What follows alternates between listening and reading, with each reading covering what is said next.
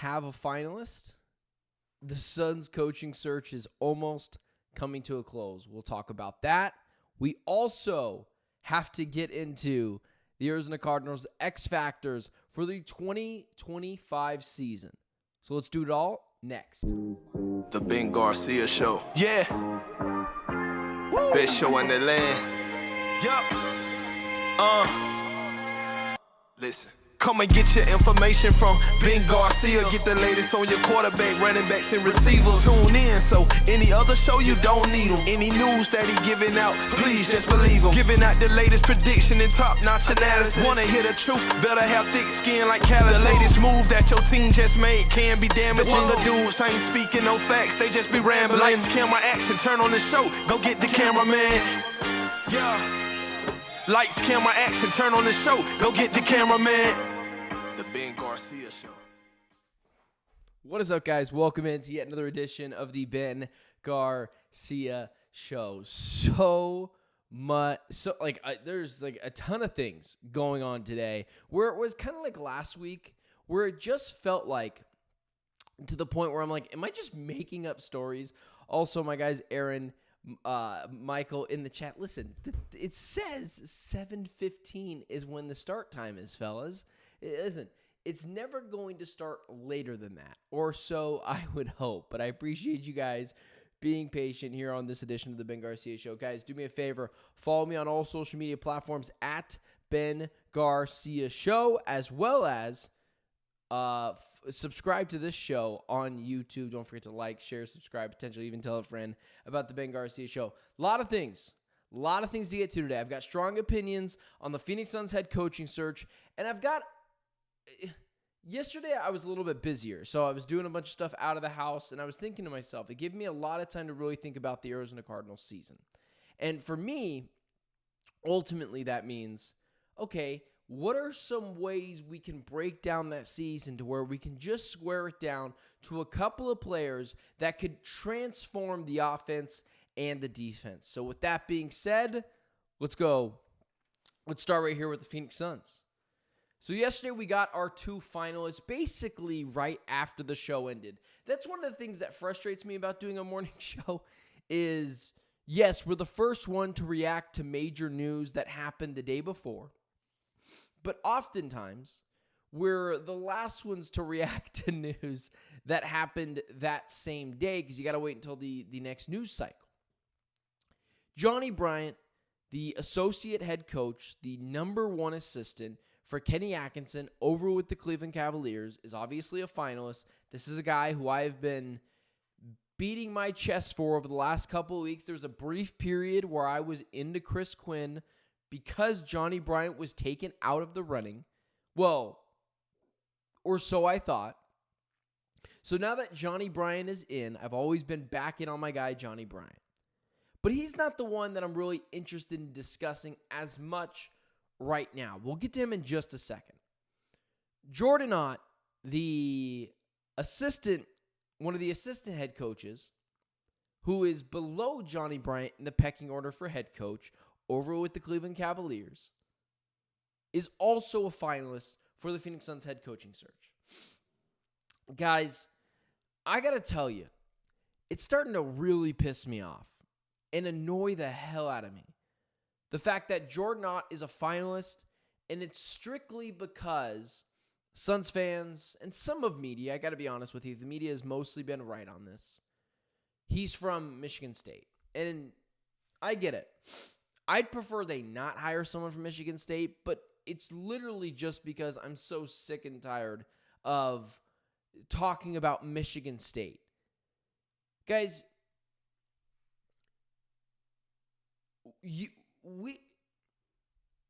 Jordan Ott being the next head coach of the Phoenix Suns, potentially, right? Let's call it what it is. You're not frustrated because Jordan Ott might be the next head coach of the Phoenix Suns. You know, I was just at church the other day, and, you know, the pastor speaking up on stage was talking about how you see more in life what you're looking for. So if you're looking for good things, you're going to see more good things throughout your day. Whereas When you look for bad things, you're going to see more bad things throughout your day. The Phoenix Suns are like someone that is looking for everything negatively. Or Phoenix Suns fans it feels like they're just the people that are looking for everything negatively to affirm how they feel. Jordan Ott is a fine candidate. I totally get being upset about Brian Gregory because it was a slice of he shouldn't be here because he's not qualified for the job, and he only has the job because he's Matt Ishbia's fraternity brother, it feels like. So I get that. I get being upset about Brian Gregory. 1, didn't deserve the job. 2, not qualified for the job. That's not the same thing with Jordan Ott. Jordan Ott might get the job because A, he's more than qualified for the job. He's been an assistant head coach, or he's been an assistant coach for years now. He might get it, more than qualified. And then there's also the aspect of, well, he went to Michigan State, so that might give him a little bit of an edge. Guys, we have to call it what it is. Nepotism happens legitimately everywhere.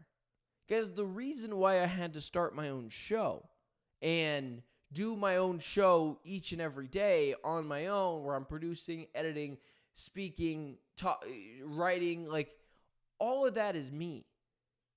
Because it was too hard to find a job in the sports space without being someone's nephew. Hell, guys, I'm unemployed right now in terms of like, yeah, I have Locked On Suns and I do this, but I got laid off from my normal 9-to-5 job in early April. It's hard for me to find a job now because I'm not related to someone. But that's just life. So being upset with Jordan Ott just because you're looking for something negative to affirm how you feel is just nonsense, guys. Nepotism happens everywhere in sports. And I totally get being upset with Brian Gregory. No, he wasn't qualified for the job. And yes, he only got the job because he was Matt Ishbia's fraternity brother, it felt like. But Jordan Ott is more than qualified for this job. He just might get it over Johnnie Bryant, who's more qualified than him because he went to Michigan State. But I hate to break it to you guys, this happens everywhere. The Utah Jazz, Danny Ainge, just hired his son to be the next president of basketball operations. Were you pissed off about that? I didn't see anyone at the Utah Jazz getting mad about that. That pisses me off way more than the Brian Gregory thing. Oh, you're his son, so you get to be the next president of basketball operations. Oh, cool. It's a slap in the face to people like myself who work tirelessly. Oh, you don't like that comparison? Okay, well, LeBron James just hired his son. LeBron James just drafted his own son. Is that not nepotism? Bronny is qualified to be in the NBA. He went to college. He went to a Division I school. Did he get picked over someone else that was probably more qualified for that position because he's LeBron James' son? Yes. But I don't see anyone getting upset about that. All I see is a bunch of people lying about it. And I got to be honest with you, it's driving me a little insane. So Johnnie Bryant might get this job, but can you stop acting like it's the first time someone got a job because they knew someone? The Brian Gregory thing is different. Completely unqualified for the job. He got it because he knew someone. That pissed me off too. But Jordan Ott, him getting a job because he went to Michigan State, yeah, I get it. Happens everywhere in sports. And you've been okay with it since the dawn of time. It doesn't mean it's a good thing. It doesn't mean anything. But for everyone talking about, well, what about Chris Quinn or Sean Sweeney? We aren't in the meeting rooms, guys. Quit acting like you know more about Jordan Ott than I do or, hell, ESPN analysts do. Guys, let's call it what it is. We don't know anything, including myself, about these assistant coaches. I want Johnnie Bryant to get the job because I really like Kenny Atkinson. And, of course, Johnnie Bryant's got good relationships with Donovan Mitchell, and he could probably carry that over to Devin Booker too. But I don't actually know. I'm guesstimating. So, no, I won't give Brian Gregory the time of day. Unqualified, didn't like the way he got the job. Jordan Ott went through the hiring process, had to beat out other people. He's more than qualified for the job. He just happened to have also went to Michigan State. That might play a factor. That might not. If it does, I'm not going to act surprised that it did. And you shouldn't either. I know you've been passed up for a job once or twice because someone else knew the owner, was friends with the manager. I have. I'm still trying to find a normal 9-to-5 job as I do this on the side. But it happens. I got to make my own relationships. It's no one else's fault but mine. Life ain't fair. So, got to step back like it always is. Johnnie Bryant might be the next head coach of this team, and I will be open to it. He might fail, but he's got an impressive resume. Seems like he's a bit of a grinder. And if he gets the job, then he gets the job. I'll be open to it. He's at least qualified. Brian Gregory was not. Those are not the same thing. You guys know how I feel about Johnnie Bryant. I think he should have been the head coach from the start of the search. Really enjoy him. Which also, just want to point out there, again, on this show, saw around corners, really like Johnnie Bryant, he might be the head coach. So, pat myself on the back there, right? All right, guys. That's been eating me alive over the past couple of days. Because it's fake outrage. And I can't stand fake outrage. It's pearl clutching. If you're going to be upset about nepotism, cool. Could you just be a little bit more consistent with it? And that's what I would say when it comes to potentially Jordan not getting the job. But let's continue to move on. And you're going to have to give me half a second because I left my remote control over there for the lights. So, 1 second.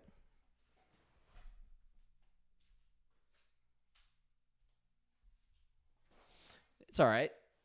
This is what I mean, right? One-man band. Probably why I don't have a real job yet because I forgot to grab the lights before I sat down. Okay. Moving over to the Arizona Cardinals. Now, the Phoenix Suns might have their new head coach. Let's talk about this right here. The Cardinals might be, when was the last time we had two teams in Arizona that were at least both like good to the smallest extremes, right? Just solid football team, solid basketball team, or solid football team and solid baseball team. I don't remember the last time that was the case. Maybe 2011. Were the Suns still going to the Western Conference Finals in 2011? I don't think so. But I think that was the same year the Coyotes went to the Western Conference Finals too. Just a round short of the Stanley Cup Finals. But the Arizona Cardinals, it's fun. We just get to have good talks about this team. And yesterday I'm thinking about it. And as we were talking about Pro Football Focus's rankings of the NFL rosters, I got to be honest with you guys, I was surprised by the amount of people that agreed, Cardinals fans that watch this channel, that agreed with Pro Football Focus's rankings. I just didn't get it, but I wasn't there. You know, I wasn't there as the same way that most Cardinals fans were. Some people just agreed with the rankings. I still don't. Now, I would agree that the Arizona Cardinals haven't earned the right to be a higher ranking, but neither have some of the other teams ahead of them. The Bears were ahead of them. I don't see a world where the Bears roster is better than the Cardinals. But what sparked this conversation was a spinoff of yesterday's conversation of the top rosters in the NFL. And in one of it, it talked about the Arizona Cardinals' offensive breakout candidate. And ultimately, I came down to the same conclusion that Pro Football Focus did. Do the Arizona Cardinals have their own offensive and defensive breakout candidates. And I came down to 2 players for the Arizona Cardinals. This is what Pro Football Focus said about the Cardinals' offensive X factor. And here it is. Michael Wilson. Marvin Harrison Jr. could soon be a star, and Trey McBride could soon be the best tight end in the NFL. The Cardinals need more than one dynamic receiving weapon, and Wilson is a player they're counting on. His 64.5 Pro Football Focus receiving grade last season represents a slight decline from his rookie season. He also recorded fewer than 60 yards in every game after Week 5. If Wilson can break out in year 3 in Arizona's offense, could be a serious two-dimensional threat. When I was coming up with a player on each side of the ball that could transform the Arizona Cardinals season offensively and defensively, could change the way that we think about it. On offense, I agreed with Pro Football Focus. It does feel like Michael Wilson is the guy, unless they go out and trade for someone, right? They go make a splash deal for some big wide receiver, or they bring in a Keenan Allen, or whatever that looks like, right? Obviously, Keenan Allen isn't a massive signing at this point in his career, but it's going to be Michael Wilson. And the Cardinals have told you over and over and over again how they feel about their offense. They like Michael Wilson. They don't want to move him down the depth chart. They don't want to go get another guy. If that's the case, I can't say I disagree with the Arizona Cardinals. Michael Wilson has been a very good addition for this team, especially for the round that he was picked. A mid-round pick, came in, looked really good his rookie season, and his sophomore year, it's the same thing with Michael Wilson that I talk about, which is this. I think Michael Wilson is a really good, potentially explosive offensive weapon for the Arizona Cardinals. The issue is he just doesn't get the same opportunities as McBride, as Connor, as Harrison. But every opportunity he gets, it feels like he seizes the moment. And I'm talking about that over-the-shoulder catch against Seattle, big-time catch against the San Francisco 49ers early in that season for a touchdown. I would agree with Aaron in the chat. He's been a C-plus player. And that's a solid player, right? It's a solid player. But I do think he has the potential of being a B-plus player. I think an A player is obviously out of the equation. Maybe he's more likely a solid B player. But I think he can be a B-plus. And if Michael Wilson can change the way this offense is perceived, you could have one of the most dynamic offenses in the NFL. Michael Wilson truly is the X factor for this offense, because I think I know what I'm going to get from Marvin Harrison Jr. I know what I'm going to get from Trey McBride and James Conner. If you can add that fourth weapon to this offense, another perimeter threat, big body near the end zone, who can catch 8 to 9 touchdowns a year, the Cardinals need that desperately. Because I don't trust Greg Dortch. Zay Jones doesn't really get me out of bed. And Marvin Harrison Jr. needs a sidekick. However, because it's been so up and down with this Cardinals offense, you're just not sure what you're going to get from Michael Wilson on any given day. And that's not necessarily his fault. But Wilson has the opportunity to make this offense very dynamic.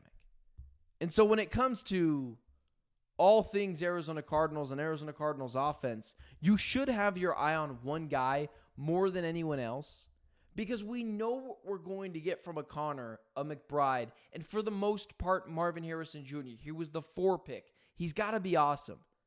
But the Cardinals need another threat on the outside and someone that can catch contested balls. Michael Wilson has shown in his limited attempts he has the ability to do that. And so if I'm looking and picking one X-factor guy on offense that can break out and has showed glimpses of breaking out, it just needs more opportunities to do so, it's Michael Wilson. And if he can do it, the offense looks completely different. Because he can't double Trey McBride, he can't double Marvin Harrison Jr. Michael Wilson will make you pay. And it's what I continue to say about Michael Wilson. Every opportunity he's gotten, he seized the moment. He just needs more opportunities. And with his big frame, coachability, locker room guy, I know everyone likes him. If you could get him going offensively, that could take your offense to the next level. And I'm talking 750 receiving yards, 800 receiving yards. I'm not so worried about the receiving yards, but I am looking for about 750, 800, the Steve Breston for this Cardinals team. But can he catch 7 touchdowns, 8 touchdowns? Can he give the Cardinals another weapon in the red zone to where teams can't just double Marv or circle Trey McBride? Michael Wilson also needs to make defenses pay.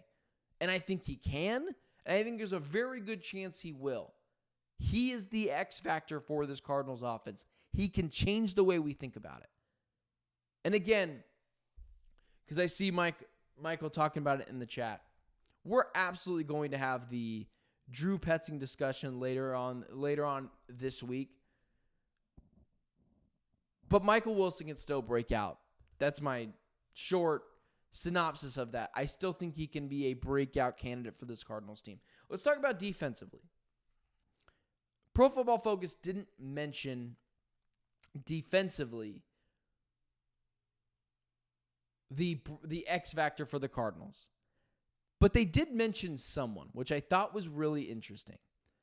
The Arizona Cardinals, they continue to talk, or I guess I should say they continue to talk about the player to watch. And in this instance, they talked about the rookie to watch.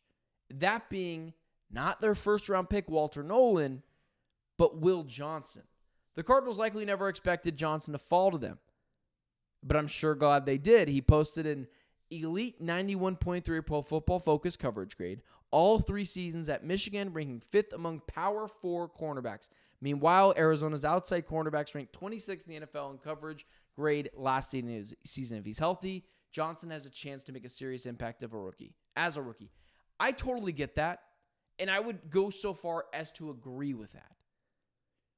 But when you're talking about someone that can raise the floor of this defense, I'm not picking a secondary player. And it feels like everyone is kind of jumping on the Will Johnson boat. And you guys got to remember, I made a video the day after the first round of the draft, and I was like, if you want to make this a successful draft, go get Mike Green or go get Will Johnson. They went and got Will Johnson. So I changed my mind completely on the draft. And having an outside shutdown corner is a big deal. But look at the last few Super Bowl winners. Los Angeles Rams, Kansas City Chiefs, Philadelphia Eagles. Sure, those teams had a few things in common. But one thing that really sticks out to me is their interior pressure. Aaron Donald, Jalen Carter, Chris Jones. Walter Nolan is the person that can change the way this Cardinals defense is perceived. One of the most difficult things for a quarterback is interior pressure, collapsing the pocket from the interior. That was the one thing that drove Tom Brady insane. That Broncos Orange Crush defense and that Jaguars defense for years, for those few years, getting that interior pressure, not allowing Tom Brady to step up in the pocket.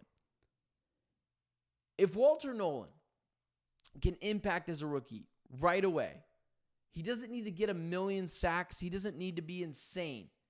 But can he add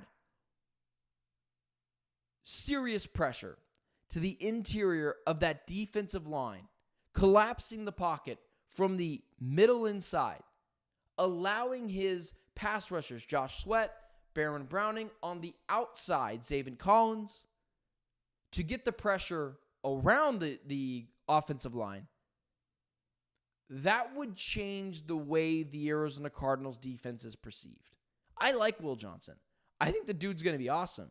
But guys, let's be fair here. The secondary already had some pretty good players. Garrett Williams, Budda Baker, Rabbit Taylor Demerson, Jalen Thompson. They were always more covered there than they were on the defensive line. They spent a first-round pick on Walter Nolan. And you look at the last few Super Bowl champions, Aaron Donald, Jalen Carter, Chris Jones, the Rams, Chiefs, and Eagles. What did they all have? Elite level interior line presence.